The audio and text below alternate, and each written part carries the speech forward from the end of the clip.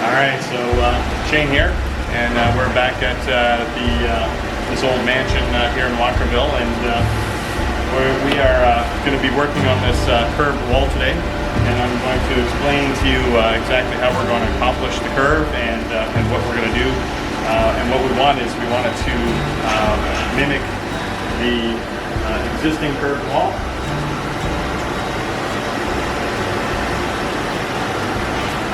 So we, in the previous video, you saw how this was framed.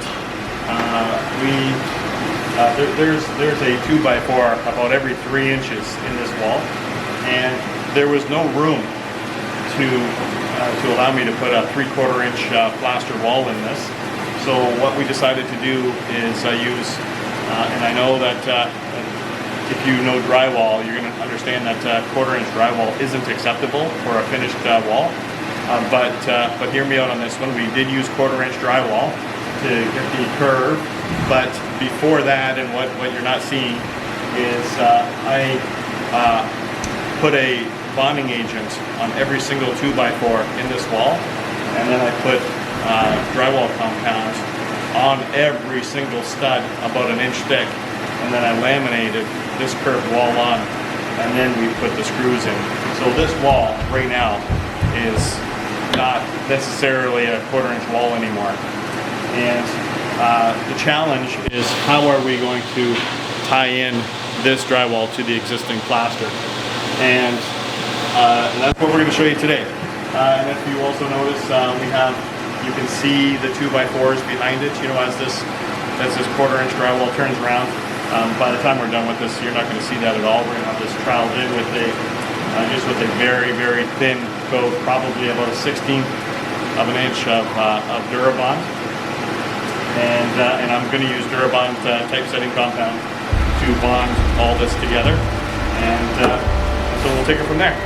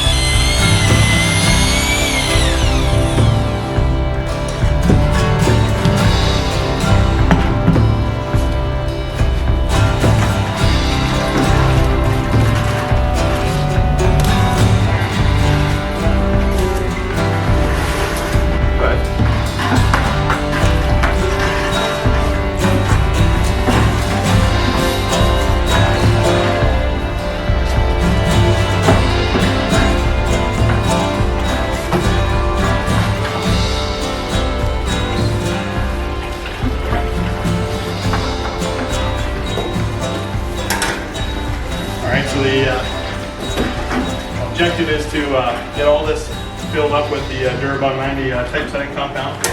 We're going to fill between the drywall and the existing plaster, all the cracks. We're going to even go right over top of this wood. And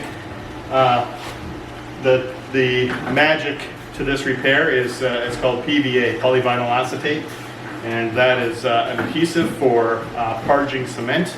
And that's exactly what we're using today.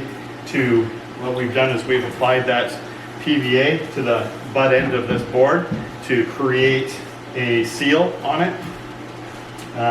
And we're basically going to glue the 90 or the Durabond typesetting compound into this. And I'd like to submit that if we didn't use PVA, the 90 the Durabond would probably do very well just on its own. But I always say we don't build temporary work. We want to build forever work. So that's what we're going to do, and just you can just watch me fill this in, and we'll take it from there.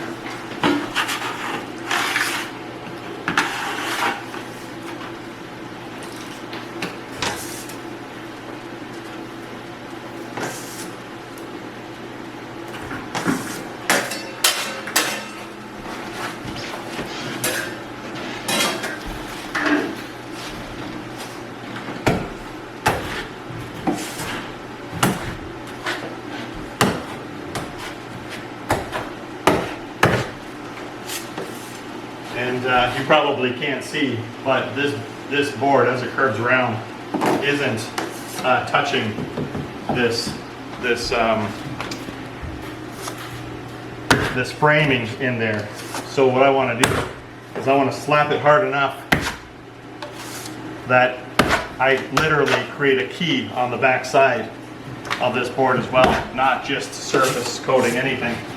And you can already see how much compound I've used just in the first 5 seconds of this repair. They're going to have some nice big beefy trim going on this, but you know, I don't know exactly how far, so same thing with these cracks. It's not good enough just to be gentle with it. We want to make sure we're getting that right as deep as it can possibly go.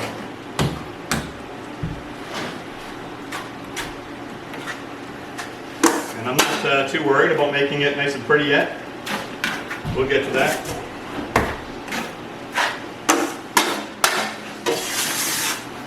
I think before I go any farther, I do want to tape these joints here.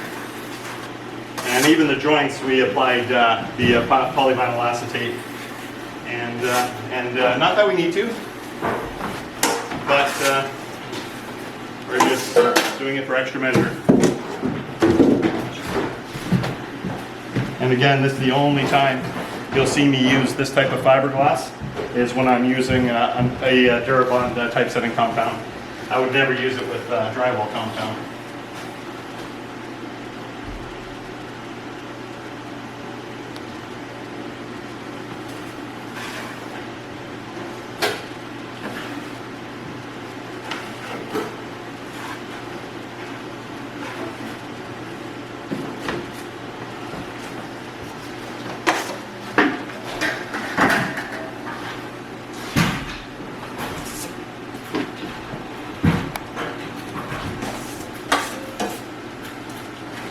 This one up here too.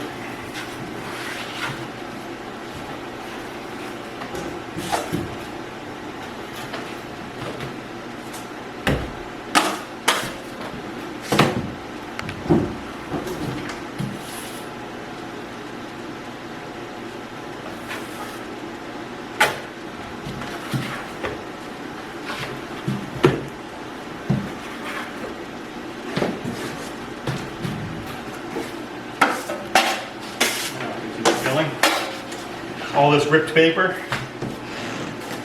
that was all PVA that we applied to that. Create that seal.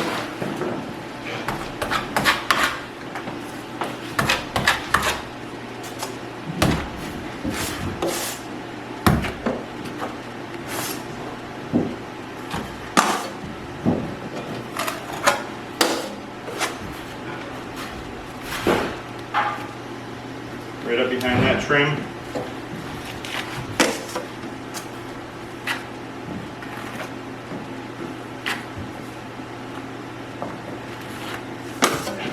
And as if you can't tell, if you can't see it, it's pretty hot up here. I'm sweating up a storm.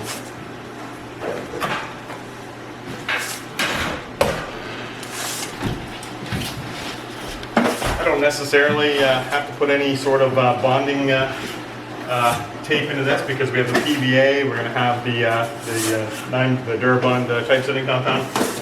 That's going to probably, that would be a nice solid transition. But but I'm going to use some fiberglass anyways, just to strengthen that up. And before I do that, we got lots of time. We have probably a good hour to work with this stuff.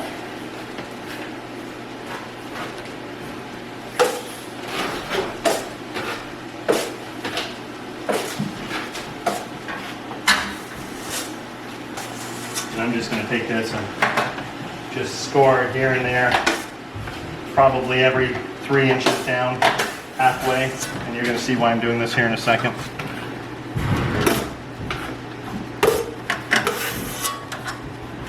This is how we're going to create a curved tape joint.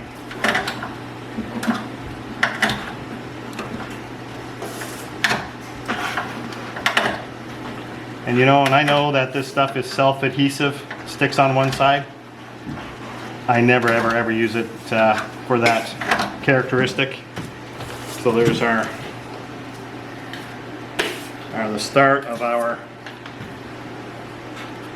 you see I've cut just half of it. And I'm going to show you what I'm going to do with it here.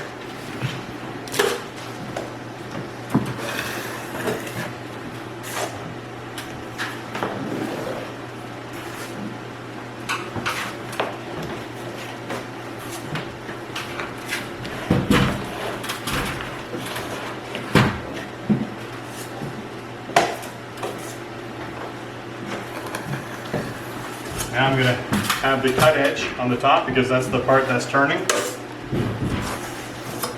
we're just going to tuck that right up into the right side here.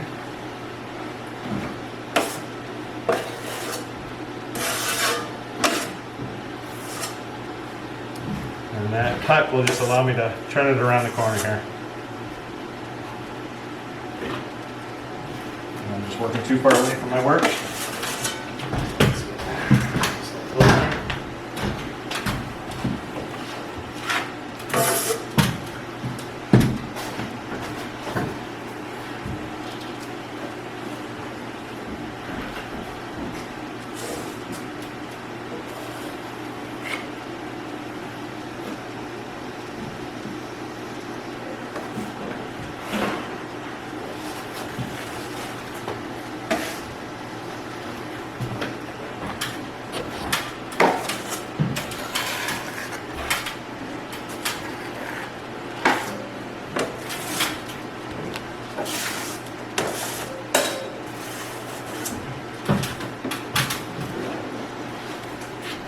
Okay, so while Tom's finishing that side, and he's got some really heavy fill there. So we have this this Durbond fairly dense, and made it dense like that so we could get this big heavy fill going on it.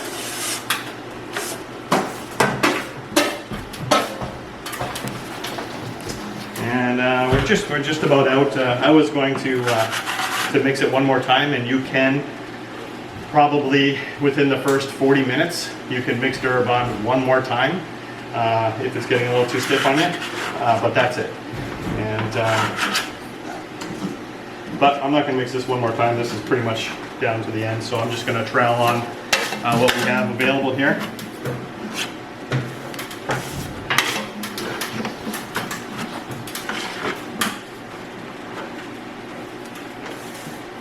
And my objective is to, you know, I want to get maybe a 1/16 or an 1/8 of an inch coating. I'm going to use this this Nella full trowel, and the reason why I'm using this Nella full trowel opposed to my Curry full trowel is the full trowel. The Curry full trowel is a beautiful trowel, but it's a little on the thin side. The Nella trowel is stiffer and probably a little more conducive to cement work. So that's what I'm going to do with this stiffer compound.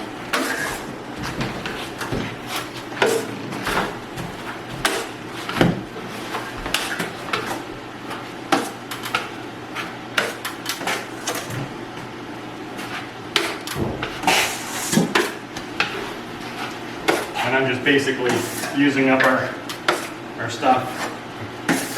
I'm gonna make some more.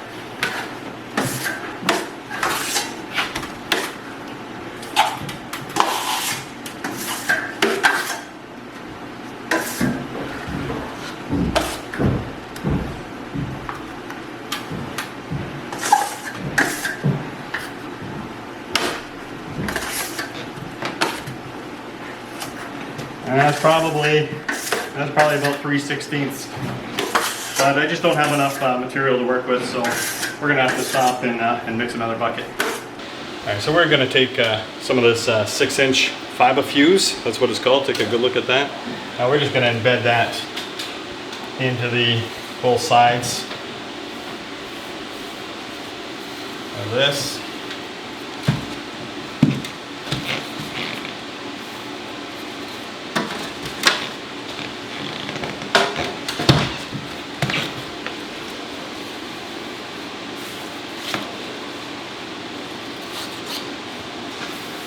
And the nice thing about fiber fuse, once we get it out some more Durabond going, we're going to sandwich this right in there, and the Durabond is going to just fill that fiber fuse right up, and it's going to become a part of this wall, and that'll just give us another extra safe measure.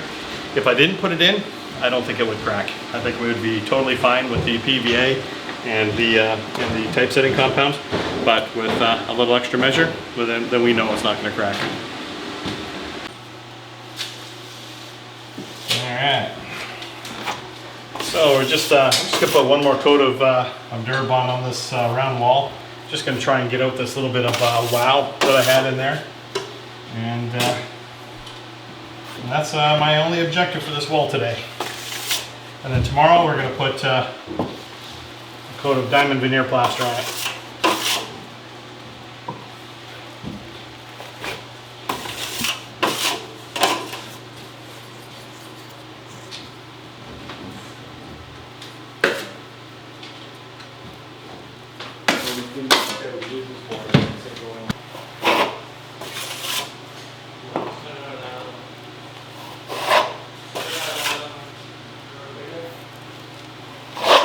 And after I get done this wall, I'm going to go over the whole thing and water trowel it. And water troweling works great with Durabond. And we're going to get those lines out, and we're going to get it all ready for a finish coat tomorrow.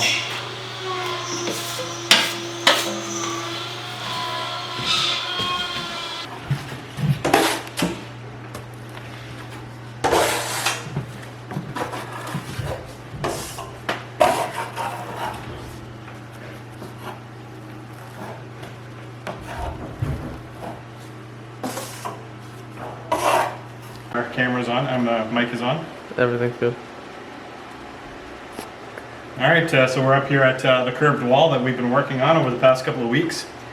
And we definitely have our basic shape. I'm pretty happy with how this turned out.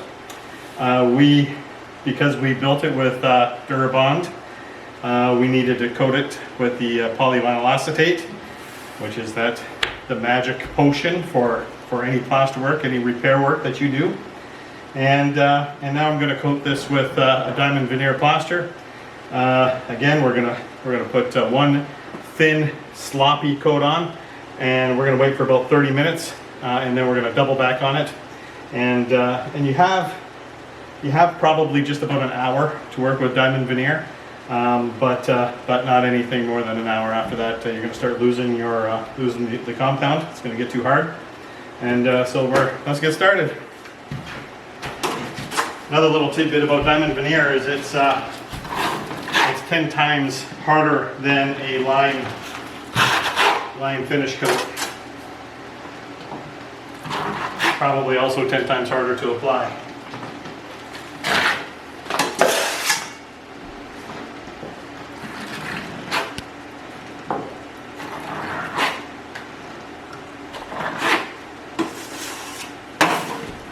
I don't want those lines in it. I'm going to get those a little heavier to get that out.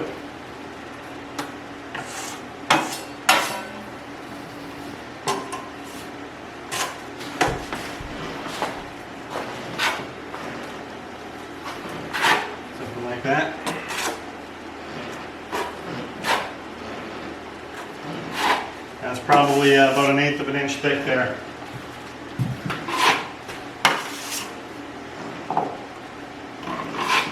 Okay, well, I'm not going to go any thinner.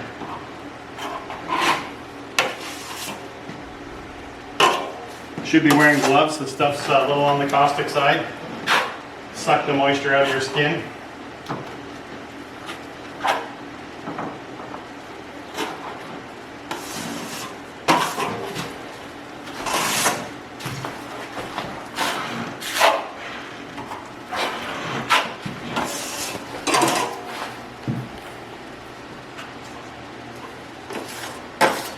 I do have a method how I mix the diamond. I suppose I should explain that at some point. But maybe on the next batch.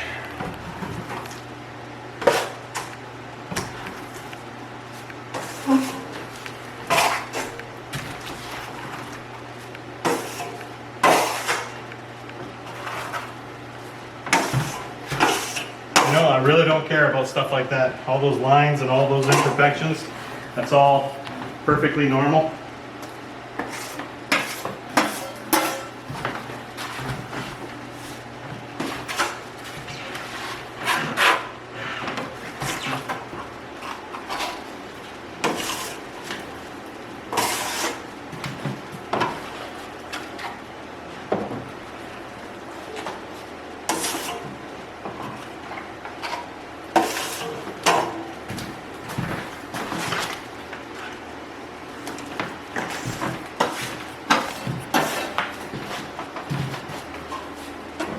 You know, we're just doing bits and pieces of this project and with these plastering methods.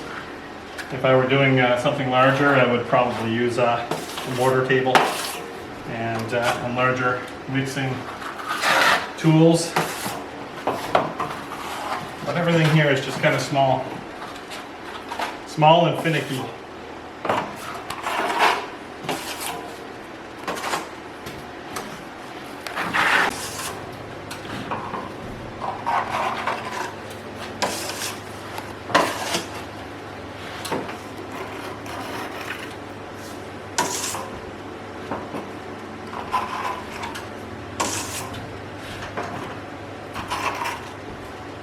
The trick to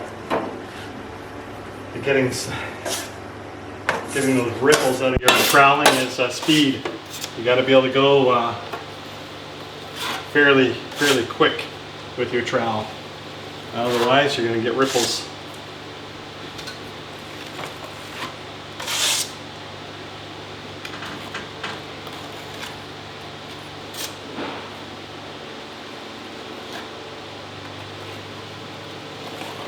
And so you're looking at up here. So once this wall is set up, we're going to coat this with drywall compound to tie it into the painted ceiling.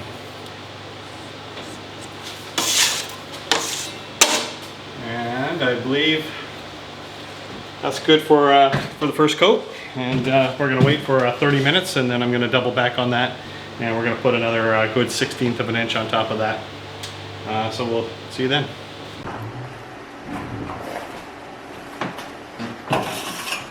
Alright, so are we ready? Mm-hmm. So I guess it's been about 25 minutes since I put this first coat on, and now I'm doubling back. Putting another coat on with the same batch. I didn't make a different batch. I'm using the very same batch of plaster.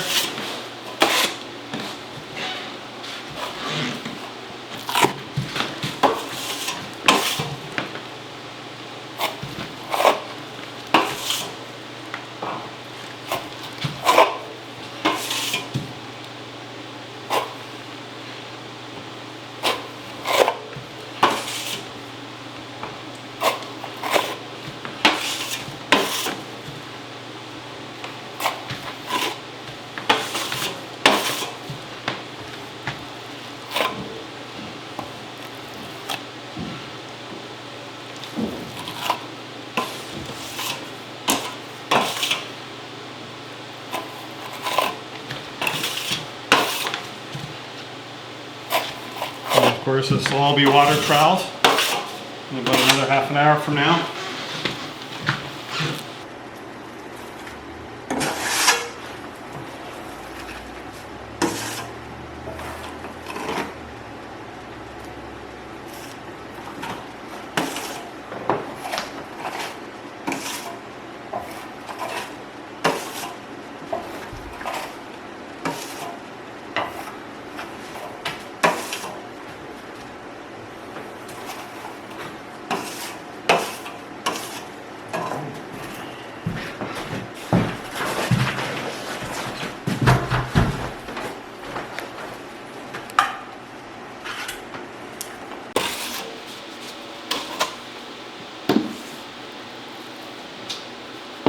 Gene, you want 3-step? Nope. Probably. But I've got her.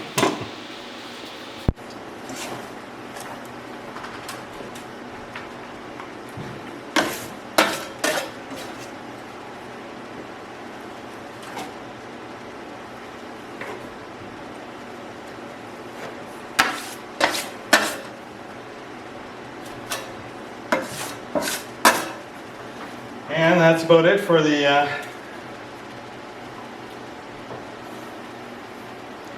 second coat. And we'll save the rest for the water trowelers.